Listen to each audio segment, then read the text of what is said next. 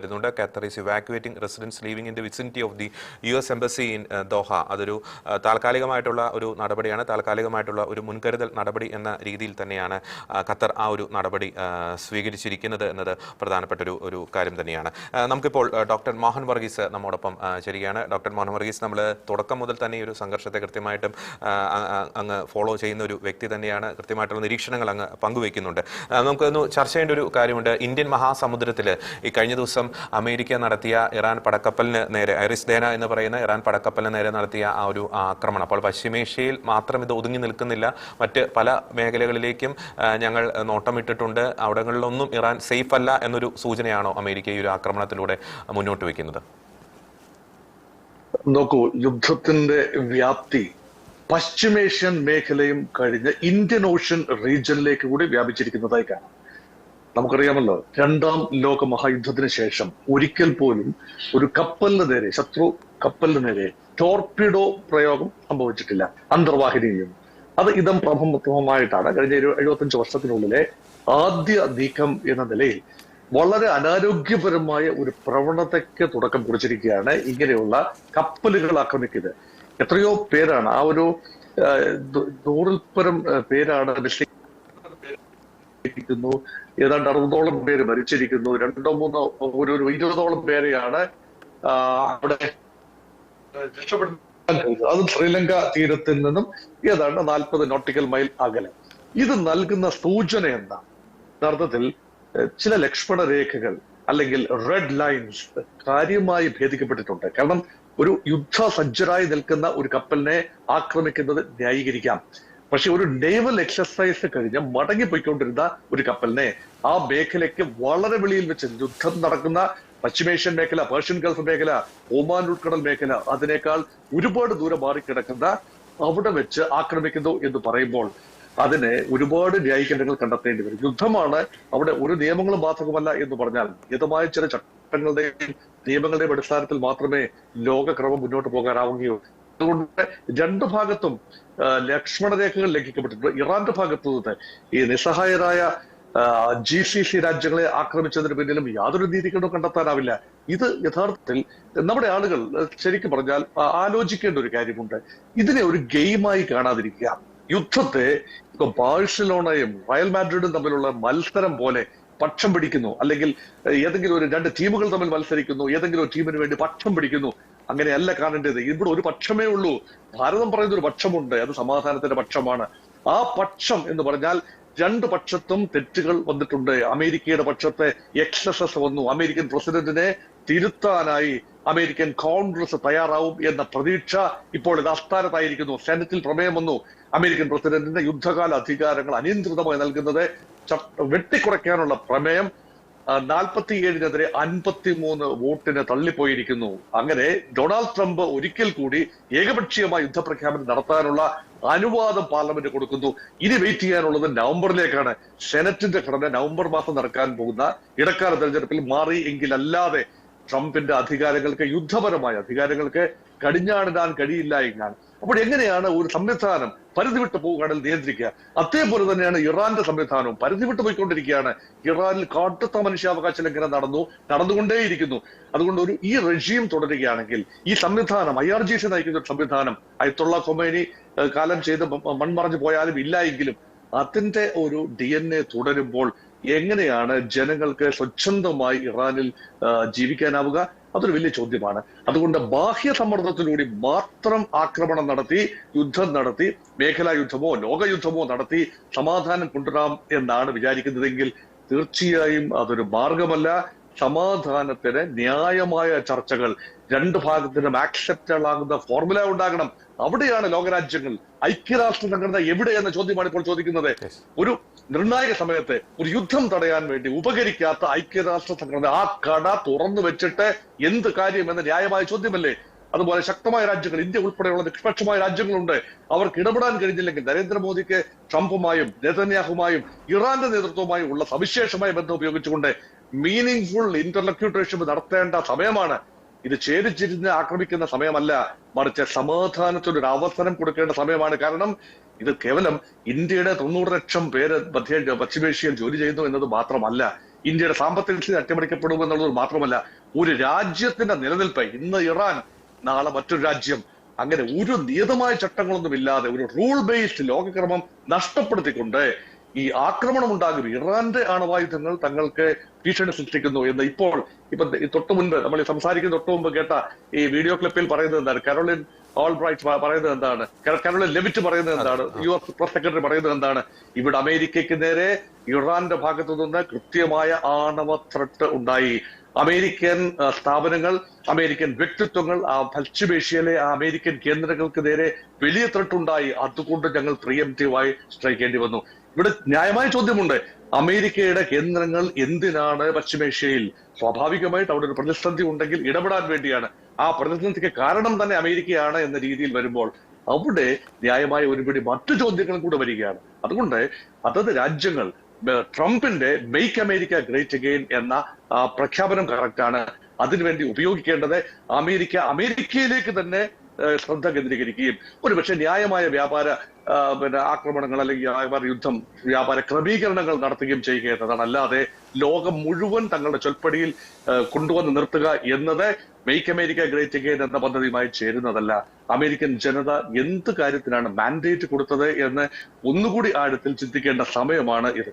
Okay, ഒരു കാര്യം കൂടി നമുക്കറിയാം, ഇപ്പം യുദ്ധവുമായി ബന്ധപ്പെട്ട് ഇപ്പം കേരളത്തിലൊക്കെ പ്രചരിക്കുന്ന പല ട്രോളുകളിലെയും പ്രധാനപ്പെട്ട ഒരു കഥാപാത്രമാണ് ഈ നമ്മുടെ ഉത്തര കൊറിയയിലെ ഭരണാധികാരി ഏകാധിപതി കിം ജോങ് ഉൻ. അപ്പോൾ എന്നെ യുദ്ധത്തിന് വിളിച്ചില്ല എന്നൊക്കെയുള്ള രീതിയിലുള്ള ട്രോളുകളൊക്കെ വരുന്നുണ്ട്. അപ്പോൾ ഏതെങ്കിലും തരത്തിൽ ഈ ഉത്തര കൊറിയ ഇതിൽ ഇൻവോൾവ് ആകാനുള്ളൊരു സാധ്യത നിലനിൽക്കുന്നുണ്ടോ? ഇത് ഒരു വലിയ തമാശ പ്രയോഗം എന്നതിൽ ഉത്തര കൊറിയ എവിടെയുള്ള രാജ്യമാണ്? അങ്ങ് ചൈനയ്ക്കും റഷ്യയ്ക്കുമെല്ലാം കിഴക്ക് അങ്ങ് കിടക്കുന്ന ഫാർ ഈസ്റ്റിൽ കിടക്കുന്ന രാജ്യമാണ് ഉത്തര കൊറിയ. ഉത്തര കൊറിയക്ക് മിസൈൽ ശേഖരമുണ്ട്, കടുത്ത അമേരിക്ക വിരുദ്ധതയുണ്ട്. ഇറാനേക്കാൾ ഒരുപക്ഷെ കൂടുതൽ അമേരിക്ക വിരുദ്ധത കൃത്യമായി പറഞ്ഞുകൊണ്ടിരിക്കുന്ന രാജ്യമാണ് ഉത്തര കൊറിയ. പക്ഷെ ഉത്തര കൊറിയക്ക് ഈ ഭാഗത്ത് വെസ്റ്റ് ഏഷ്യയിൽ സ്റ്റേറ്റ്സ് ഇല്ല എന്ന് ഓർക്കണം. അതിനേക്കാൾ കൂടുതൽ സ്റ്റേറ്റ്സ് ഉള്ളത് ചൈനയ്ക്കാണ്. ചൈന എണ്ണ വാങ്ങുന്നു, ഇറാനിൽ നിന്ന് വൻതോതിൽ എണ്ണ വാങ്ങുന്നു. ഇറാന്റെ എണ്ണ കയറ്റുമതിയുടെ വൻ സിംഹഭാഗവും ചൈനയിലേക്കാണ് എന്നോർക്കണം. 80% ചൈനയിലേക്കാണ്. ചൈന ഇറക്കുമതി ചെയ്യുന്നത് 3 പ്രധാന കേന്ദ്രങ്ങളിൽ നിന്നാണ്. 1 റഷ്യ, 2 വെനിസ്വേല, 3 ഇറാൻ. ഇപ്പോൾ റഷ്യയിൽ നിന്ന് എണ്ണ വാങ്ങാൻ കഴിയും ഉപരോധം മറികടന്നുകൊണ്ട്. പക്ഷെ വെനിസ്വേല എണ്ണ കിട്ടാനില്ല. ഇറാൻ എണ്ണ കൂടെ കിട്ടാതിരുന്നാൽ China becomes a stakeholder. അപ്പോൾ നോർത്ത് കൊറിയയുടെ കിം ജോങ് ഉൻ ഇത് പറഞ്ഞുകൊണ്ടേയിരിക്കും. അദ്ദേഹത്തിന് ഒരു പ്രസക്തി ഉണ്ടാകണം എന്ന് തോന്നുമ്പോൾ അദ്ദേഹം ഇത് പറഞ്ഞുകൊണ്ടേയിരിക്കും. ട്രംപ് ജനാധിപത്യ ലോകത്തെ ഒരു വലിയ കോമാളി വേഷധാരിയാണെങ്കിൽ ഒരു ഏകാധിപത്യ ലോകത്തെ വൻപൻ കോമാളി വേഷധാരിയാണ്, കത്തിവേഷധാരിയാണ് യഥാർത്ഥത്തിൽ കിം ജോങ് ഉൻ. അപ്പൊ അദ്ദേഹത്തിന്റെ പ്രസ്താവനകളെ ആ രീതിയിൽ കണ്ടാൽ മതി. ഇവിടെ കുറച്ചുകൂടെ ക്രിയാത്മകമായ തീരുമാനങ്ങൾ എടുക്കാൻ ഒരു പക്ഷേ ഇറാൻ അനുകൂലമായി വരിക എന്നതല്ല, മറിച്ച് ഈ ലോക സമാധാനം ഉണ്ടാക്കണം എന്ന് റഷ്യയും ചൈനയും കർശനമായി നിഷ്കർഷിക്കുകയും അതുമായി ബന്ധപ്പെട്ട ചില നീക്കങ്ങൾ നടത്തുകയും മധ്യസ്ഥ ശ്രമങ്ങളിലേക്ക് നീങ്ങുകയും ചെയ്യുക എന്നതാണ്. അല്ലാതെ ഇറാൻ അനുകൂലമായി റഷ്യയോ ചൈനയോ വരിക എന്നതല്ല. അത് മാത്രമല്ല, ഇസ്രയേലിന് നൽകേണ്ട ഉറപ്പുകൾ നൽകുക തന്നെ വേണം. ജൂതരാഷ്ട്രം ആ രാജ്യത്തിന്റെ ഭൂമുഖത്ത് എക്സിസ്റ്റ് ചെയ്യാനുള്ള അവകാശം ഉണ്ടാകണം. Iran death to Israel, death to America എന്ന് പറയുന്നത് നിർത്തിയെങ്കിലേ പറ്റൂ. കാരണം ഈ ഒരുതരം പരസ്പര ബഹുമാനമല്ലേ. ഇറാൻ എന്ന രാജ്യത്തിന് നിലനിൽപ്പിന് അവകാശമുണ്ട് എന്ന് പറയുന്നത് പോലെ ഇസ്രായേൽ എന്ന ജൂതരാജ്യത്തിനും പലസ്തീനിൽ നിലനിൽപ്പിനുള്ള അവകാശമുണ്ട്. പാലസ്തീൻ ജനതയ്ക്ക് നിലനിൽപ്പിനുള്ള അവകാശം ഉണ്ടാകണം. അങ്ങനെ എല്ലാവർക്കും യോജിക്കുന്ന രീതിയിൽ പ്രശ്നപരിഹാരം ഉണ്ടാവുക എന്നതല്ലാതെ ഇതൊരുതരം പക്ഷം ചേർന്നുകൊണ്ട് ഒരു ഗെയിം കളിക്കുന്ന ലാഘവത്തിൽ ഏതെങ്കിലും ഒരു വിഭാഗത്തെ പിന്താങ്ങിക്കൊണ്ട് മനുഷ്യ മനസ്സുകളെ പങ്കിലമാക്കി മലീമസമാക്കിക്കൊണ്ട് മാധ്യമങ്ങൾ ഉൾപ്പെടെ മുന്നോട്ട് വരുമ്പോൾ ഖേദകരമാണ് എന്ന അഭിപ്രായമാണ് എന്റേത്. ഓക്കെ, അവസാനമായിട്ട് ഒരു കാര്യം കൂടി ഡോക്ടർ മനോഹർ വർഗീസ്, നമുക്ക് യൂറോപ്യൻ രാജ്യങ്ങളുടെ ഇൻവോൾവ്മെന്റ്, അത് ഓരോ ദിവസവും പുതിയ പുതിയ രാജ്യങ്ങൾ, നമുക്ക് ആദ്യം ഈ പറയുന്ന സൈപ്രസിന് നേരെ അറ്റാക്ക് ഉണ്ടാകുന്നു, ഫ്രാൻസ് മുന്നോട്ട് വരുന്നു അതിനെ ഡിഫെൻഡ് ചെയ്യാൻ വേണ്ടിയിട്ട്, ഗ്രീസ് ആദ്യം അത് പ്രഖ്യാപിക്കുന്നു, ഞങ്ങൾ ഡിഫെൻഡ് ചെയ്യുമെന്ന് പറയുന്നു, ബ്രിട്ടൻ അവരുടെ യുദ്ധക്കപ്പൽ അങ്ങോട്ടേക്ക് അയക്കുന്നു, ഫ്രാൻസ് അയച്ചിരിക്കുന്നു, ബ്രിട്ടൻ അയച്ചിരിക്കുന്നു, ഇപ്പോൾ ഗ്രീസ് അയച്ചിരിക്കുന്നു, ഏറ്റവും ഒടുവിൽ നെതർലൻഡ്സ് അവരുടെ ഒരു പടക്കപ്പൽ ആ മേഖലയിലേക്ക് അയക്കാനുള്ള ഒരു പദ്ധതി ഉണ്ട് എന്ന് പറയുന്നുണ്ട്. അപ്പോൾ അത് ഏതിൻ്റെയെങ്കിലും സൂചനയാണോ? അതായത് യൂറോപ്യൻ രാജ്യങ്ങളെ കൂടി യുദ്ധത്തിലേക്ക് ഇങ്ങനെ ഡ്രാഗ് ചെയ്യിക്കാനുള്ള ഇറാന്റെ ഒരു രഹസ്യ ഒരു പദ്ധതി അതിന്റെ പിന്നിൽ പ്രവർത്തിക്കുന്നുണ്ട് എന്ന് നമുക്ക് സംശയിക്കാൻ സാധിക്കുമോ? ഇറാന്റെ പദ്ധതി ഉറപ്പായി പ്രവർത്തിക്കുന്നുണ്ട്. പരമാവധി രാജ്യങ്ങൾ, ഗൾഫ് രാജ്യങ്ങൾ, യൂറോപ്യൻ രാജ്യങ്ങൾ, ലോകത്ത് എവിടെയെല്ലാം രാജ്യങ്ങളുണ്ടോ അവരെല്ലാം തങ്ങൾക്ക് നേരെ വരട്ടെ, തങ്ങളൊരു വിശുദ്ധ യുദ്ധ പോരാട്ടത്തിലാണ് എന്ന് പറയുന്നത് ഒരുതരം ജിങ്കോയിസമാണ് ഇറാന്റെ ഭാഗത്ത് നിന്ന്. അത് എത്രത്തോളം ന്യായീകരിക്കപ്പെടുന്നതാണെന്നുള്ളത് മറ്റൊരു ചോദ്യമാണ്. പക്ഷേ യൂറോപ്പ് മുൻകാലങ്ങളിൽ ആലോചിച്ച് നോക്കൂ. യൂറോപ്പ് പശ്ചിമേഷ്യയിലെ ഗൾഫ് ഒന്നാം യുദ്ധം, 1992 യുദ്ധം, 1992 യുദ്ധം, പിന്നീട് 2003 സദ്ദാം ഹുസൈനെ പുറത്താക്കാൻ വേണ്ടിയുള്ള അന്തിമമായ പോരാട്ടം.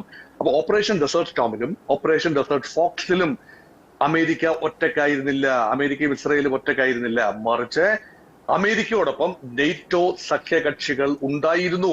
യുദ്ധത്തിന്റെ തന്നെ പങ്കാളികളായിരുന്നു. അമേരിക്കയുടെ യുദ്ധമായിരുന്നില്ല, നെയ്റ്റോയുടെ യുദ്ധമായിരുന്നു. പക്ഷെ ഇപ്പോൾ എങ്ങനെയാണ്? ആദ്യം തന്നെ ഈ വ്യാപാര യുദ്ധം വളരെ മൂർധന്യത്തിലായപ്പോൾ യൂറോപ്യൻ രാജ്യങ്ങളെ ഒന്നൊന്നായി അമേരിക്ക പിണക്കുന്നു. ട്രംപിന്റെ കാടൻ നയങ്ങൾ യൂറോപ്പിനെ മാറി ചിന്തിക്കാൻ പ്രേരിപ്പിച്ചു. അതുകൊണ്ടാണ് ബ്രിട്ടീഷ് പ്രധാനമന്ത്രി കെയർ സ്റ്റാമർ ഉൾപ്പെടെ ഇത് അമേരിക്കയുടെ യുദ്ധമാണ്, ഞങ്ങളുടെ യുദ്ധമല്ല എന്ന് പറഞ്ഞത്. അമേരിക്കൻ പാർലമെന്റിനോട് പോലും ആലോചിക്കാതെ അമേരിക്കൻ പ്രസിഡന്റ് ഏകപക്ഷീയമായി പ്രഖ്യാപിച്ച ഒരു യുദ്ധത്തിൽ എന്തിന് യൂറോപ്പ് പങ്കാളിയാകുന്നു എന്നത് ന്യായമായ ചോദ്യമാണ്. അത് മാത്രമല്ല, യൂറോപ്പിനെ അമേരിക്ക ഒരു ബാധ്യതയായി കാണുന്നു, സംരക്ഷിക്കേണ്ട ഒരു ബാധ്യതയായി കാണുന്നു. ഏറെപ്പണം യൂറോപ്പിന് വേണ്ടി ഞങ്ങൾ ചെലവഴിക്കുന്നു, ഞങ്ങൾക്ക് എന്ത് കിട്ടുന്നു എന്ന രീതിയിലാണ് ഡൊണാൾഡ് ട്രംപ് ചോദിക്കുന്നത്. അതുകൊണ്ട് ട്രാൻസ് അറ്റ്ലാന്റിക് റിലേഷൻസ് ഏറ്റവും ദുർബലമായി നിന്ന കാലഘട്ടത്തിലാണ് ഇപ്പോൾ കഴിഞ്ഞ മാസം 28-ാം തീയതി ആക്രമണം ഉണ്ടാകുന്നത്, ഫെബ്രുവരി 28-ാം തീയതി ആക്രമണം ഉണ്ടാകുന്നത്. അപ്പോൾ സ്വാഭാവികമായി യൂറോപ്യൻ രാജ്യങ്ങൾ ഏതെങ്കിലും രാജ്യം ആക്രമിക്കപ്പെടും എന്ന ഒരു സൂചനയെ ഉണ്ടായിരുന്നില്ല. എന്തിന് ഗൾഫ് രാജ്യങ്ങൾ ഉൾപ്പെടെ ആക്രമിക്കപ്പെടുമെന്ന് പറഞ്ഞു എങ്കിലല്ലാതെ ഇറാൻ യഥാർത്ഥത്തിൽ അങ്ങനെ സിംബോളിക് ആയിട്ടെങ്കിലും ഒരാക്രമണം നടത്തുമെന്ന് ആരും ഗൗരവമായി ചിന്തിച്ചിട്ടില്ലായിരുന്നു. പക്ഷെ യഥാർത്ഥത്തിൽ സംഭവിച്ചത് ഇറാൻ ആക്രമിക്കാവുന്ന ഇടങ്ങളിലേക്ക് എല്ലാം ആക്രമണം വ്യാപിച്ചു. ഗൾഫ് രാജ്യങ്ങളുടെ കാര്യം അവിടെ നിൽക്കട്ടെ, നമ്മൾ മുൻകൂട്ടി പറഞ്ഞിരുന്നതാണ്. പക്ഷേ ടർക്കി കഴിഞ്ഞ ദിവസത്തെ റിപ്പോർട്ടുകൾ അനുസരിച്ച് തുർക്കിയുടെ ഈസ്റ്റേൺ ഭാഗങ്ങൾ ആക്രമിച്ചു.